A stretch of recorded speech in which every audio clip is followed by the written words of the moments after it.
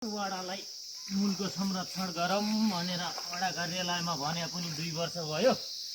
अलिकति सानो इन्ट्याङ्की बाँधेर सानो सानो पोखरो बने त जङ्गली जनावरलाई गाईबस्तुहरूलाई सबैलाई हुन्थ्यो। खै भने पनि भने नभने भयो। लेखेर त लएर जानुभएको, वडामा लेखेर पनि दिएको, खै कसले गर्नु मूलको संरक्षण।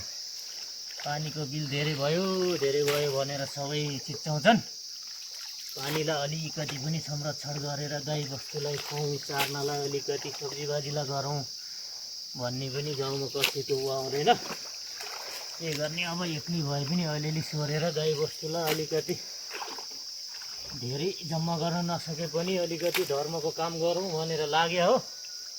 खै यही मार्फत अलिअलि पानी सानो सानो इन्ट्याङ्की बाँधेर सानो सानो पोखरो बाँधिदियो त हुन्थ्यो नि। गाईबस्तुलाई हुन्थ्यो, जङ्गली जनावरलाई हुन्थ्यो।